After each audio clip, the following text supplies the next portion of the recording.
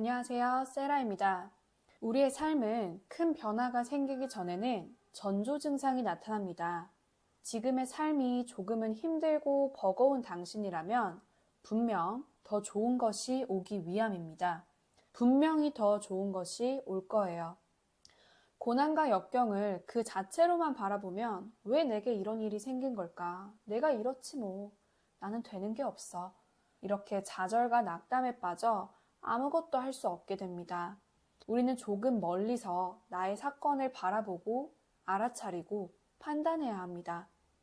김주영 교수님이 쓰신 회복 탄력성이라는 책에 따르면 성공하는 사람들은 자신의 역경을 바라보는 관점이 다르다고 합니다.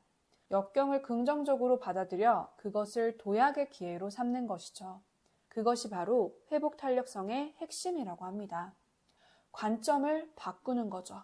예를 들어 만약 링컨 대통령에게 모든 일이 술술 풀려서 인생에 그 어떤 시련도 없었더라면 그는 그저 보잘것없는 시골 변호사로 생을 마감했을 겁니다. 별 볼 일 없이 말이죠. 우리의 영웅이신 이순신 장군님께 만약에 임진왜란이라는 역경이 없었더라면 우리의 이순신은 없었을 겁니다. 그는 그저 이름 없는 말단 장군으로 전전하다가 정년퇴임을 당했을 것이기 때문이죠.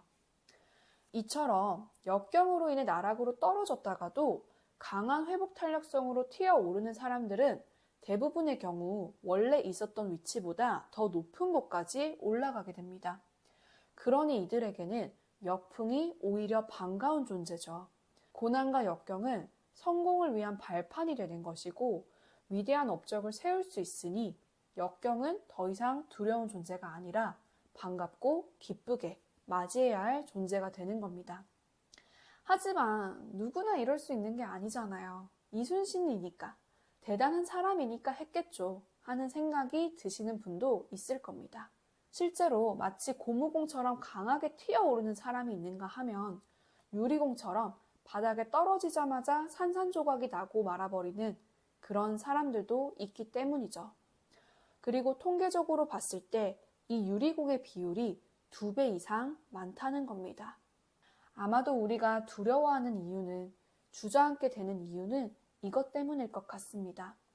하지만 지금 제가 소개드릴 2가지 방법을 연습하시면 우리도 회복 탄력성이 높고 마음이 튼튼한 강철 멘탈이 될 수 있다고 합니다. 첫 번째 방법은요, 하루 5가지를 감사하기입니다. 정말 뻔하죠. 그런데 이 뻔한 것이 정석입니다.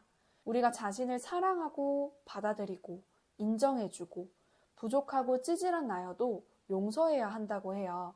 타인에 대해서도 마찬가지로 사랑, 수용, 인정, 용서를 해야 합니다. 우리 자신과 타인에 대해 긍정적인 정보를 처리할 때 우리의 뇌, 전전두엽은 진정한 행복감을 느끼니까요. 처음에는 감사하기가 막막하실 거예요. 그래서 오늘 저의 감사일기를 그대로 읽어보겠습니다. 예시로 참고해 주시면 되겠습니다. 1. 오늘 날씨가 너무 좋다. 감사하다. 2. 오늘 친구가 나랑 오랜만에 만나서 너무 재밌다고 했다. 감사하다. 3. 오늘도 열심히 걸어서 출근을 했다. 튼튼한 2다리가 있어서 감사하다. 4. 요즘 살이 빠지고 있다. 딱히 하는 것도 없는데 몸이 건강해져서 감사하다. 5. 나 스스로를 칭찬하고 감사하는 시간을 가질 수 있어서 감사하다. 긍정의 스토리텔링을 하게 되어 감사하다. 이런 식인 겁니다. 뭔가 부끄럽네요. 하지만 거창할 필요가 없이 정말 사소한 것부터 감사하고 내게 주어진 상황을 만족하는 것만큼 중요한 건 없다고 합니다.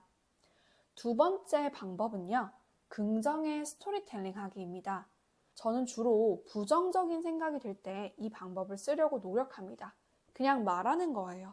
그럴 수도 있지. 그러면 어때? 내가 조금 그런 기분 나쁜 일을 당할 수도 있지. 저 사람이 저렇게 말했을 수도 있지. 이렇게 생각하고 그 부정적인 감정을 흘려보내주는 겁니다. 회복 탄력성 책은 말합니다. 우리의 모든 경험과 기억은 내가 어떤 감정을 선택하고 의미를 부여했는지에 달려 있다고 합니다. 우리 정체성은 각자 자신의 기억에 달려있는 거죠. 내가 누군가 하는 것은 내가 나를 어떻게 기억하고 내가 그 상황을 어떻게 해석했는지에 달려있다고 합니다. 이것도 사실 부끄러운 예시지만 한번 예를 들어보도록 할게요. 제가 며칠 전에 알라딘에 가서 10권의 책을 구매했습니다.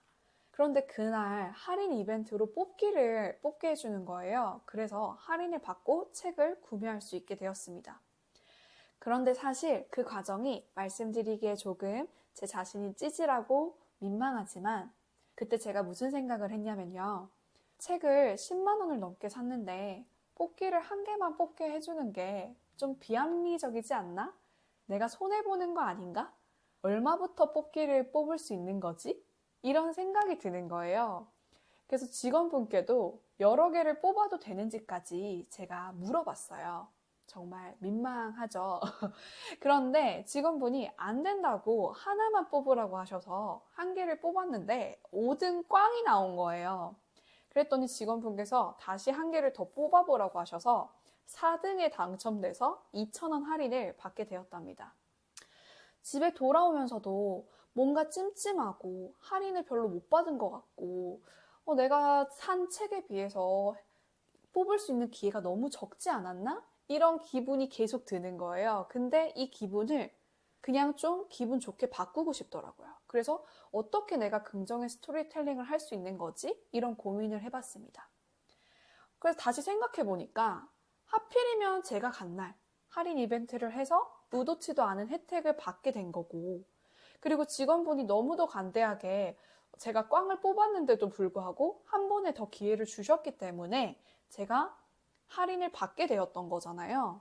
그래서 그걸 생각해 보니까 나 정말 운이 좋은 사람이구나. 나한테 오히려 되게 좋은 일이 발생한 건데 내가 괜히 이걸 찜찜해하고 있었네? 이런 생각이 들더라고요. 그래서 역시 외부 환경과 상황이 중요한 게 아니고 제가 스스로 기분이 좋아지리라고 결정을 한 것이 정말 중요하다라는 생각을 하게 됐어요. 요즘 마음 공부를 하면서 제 감정을 알아차리고 바꾸는 연습을 하고 있는 제게 정말 내가 해석하는 것만으로도 기분과 감정까지 내가 스스로 통제할 수 있구나 라는 것에 그 경험을 축적하는 게 좋았던 것 같습니다. 큰일을 겪어서 힘들어 하시는 분들이 있다면 공감이 안 되실 수도 있겠죠. 너무 별것도 아닌 일이라고 느껴지니까요.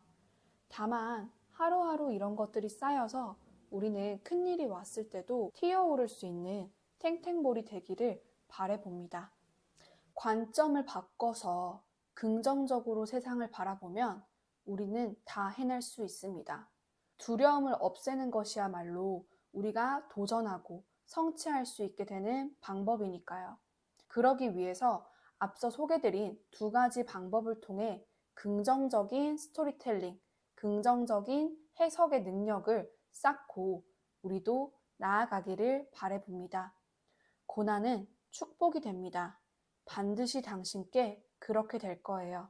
시청해주셔서 감사합니다.